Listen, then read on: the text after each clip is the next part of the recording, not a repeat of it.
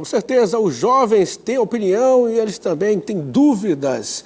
E vamos tirar as dúvidas aqui no quadro Direitos do Consumidor. Hora de tirar as dúvidas sobre as relações de consumo. Entre os assuntos de hoje estão os golpes virtuais que aumentaram bastante durante a pandemia.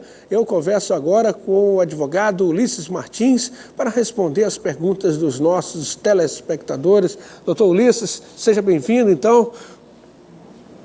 Tudo bem, Soares? Tudo bem, um bom dia para o senhor. Bom dia. De fato, essa pandemia do coronavírus, se um dos efeitos dela foi também impactar diretamente nessa questão dos crimes praticados pela internet. Nós hoje assistimos aí uma mudança. Se as pessoas também estão migrando para o home office, os bandidos também migraram para os crimes virtuais.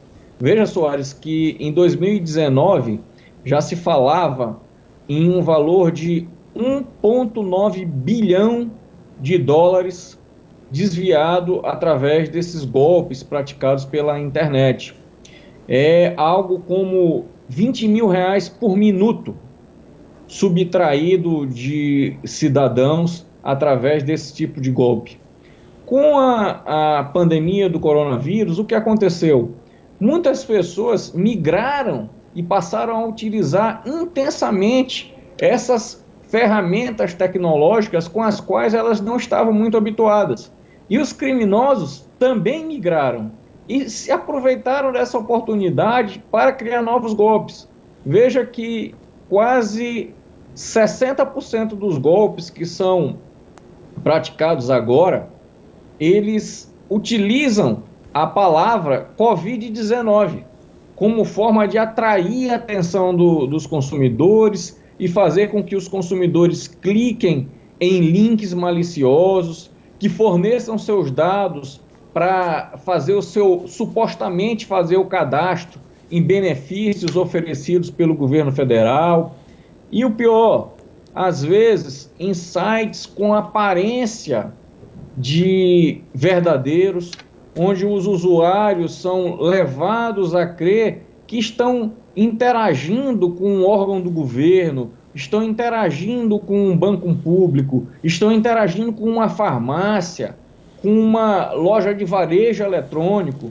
Tudo isso são portas que estão permitindo a entrada dos criminosos na vida do cidadão nesse momento tão difícil do mundo.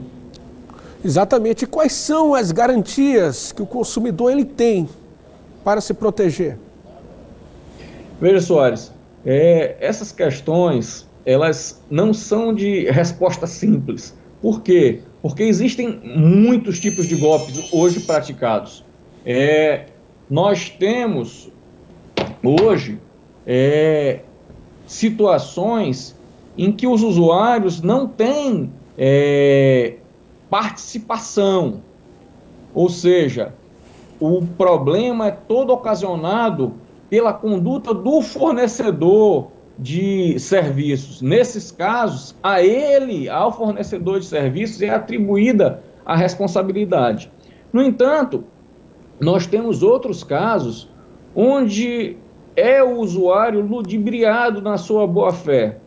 E nós não temos um fornecedor de produto ou serviço de outro lado. É um golpe simples. Por exemplo, a clonagem de uma conta de WhatsApp, o envio de uma mensagem solicitando dados pessoais do cidadão, senhas, e as pessoas ainda têm muita dificuldade em identificar quando uma mensagem é verdadeira e quando é falsa, até porque a tecnologia hoje permite a criação de mensagens que têm a aparência de verdadeiras. E aí, Soares, o que acontece? Em muitos desses casos, o suposto fornecedor de serviços nem existe. Nem existe. Então, veja agora que estão criando aplicativos que, sobre a alegação de monitoramento da crise do Covid-19, pedem ao cidadão que ele forneça dados pessoais, dados bancários, senhas E a pessoa vai de boa fé e fornece esses dados. Certo. Diante de uma situação dessa, nós temos alguém a quem responsabilizar? Não, infelizmente não. Infelizmente não. É um pouco diferente quando a gente tem fraudes praticadas na internet, por exemplo, com roubo de senhas, em que você pode imputar a responsabilidade, em alguns casos, não em todos, às administradoras de cartão de crédito ou aos bancos. Isso, claro, quando há um defeito na prestação do serviço prestado por essas instituições. Agora, quando nós estamos diante de casos em que não há participação nenhuma do fornecedor de produtos ou serviços, é difícil a situação do consumidor, muito difícil. Por isso é que, nesse momento, mais do que nunca, surge a necessidade de fazer campanhas de esclarecimento para ensinar as pessoas a como se proteger desse tipo de golpe. Aliás, é louvável a iniciativa da TV Mirante de levar esses assuntos a debate, até para esclarecer esses milhares de usuários que vocês têm, para que não caiam nesses golpes, para que tenham o cuidado na hora de fornecer dados pessoais, na hora de fornecer senhas. Isso é muito sério. Muita gente aqui relata que recebe as ligações, não é, de pessoas dizendo que são de instituições financeiras. Qual é o procedimento que essas pessoas devem ter?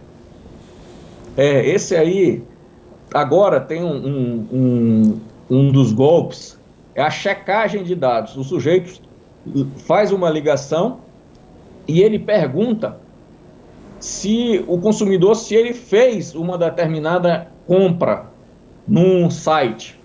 E o consumidor se surpreende e diz, não fiz. E aí essa pessoa que se apresenta como um representante da instituição financeira, ele começa a indagar acerca de dados da conta corrente, da agência, dos dados pessoais do cidadão, data de nascimento, e ao final pede a senha para fazer um teste. Esse é um golpe clássico, Soares, mas que muitas pessoas ainda caem. Qual o cuidado que o cidadão tem que ter? Normalmente, as instituições financeiras não fazem esse tipo de contato. Se o cidadão tem um gerente ou uma pessoa de relacionamento no banco, aí tudo bem, ele pode passar algum tipo de informação, jamais as senhas, mas algum tipo de informação para aquela pessoa que ele conhece, mas jamais para um atendente ou para uma pessoa de um teleatendimento com a qual ele não tem a menor relação ou qualquer segurança de que a pessoa que está do outro lado da linha efetivamente é um agente ou representante daquele banco ou daquela administradora de cartão de crédito. Muito bem, um cidadão aqui, o Jaime Melo, ele quer saber sobre o uso dos aplicativos dos bancos, se esses aplicativos são seguros, na sua opinião.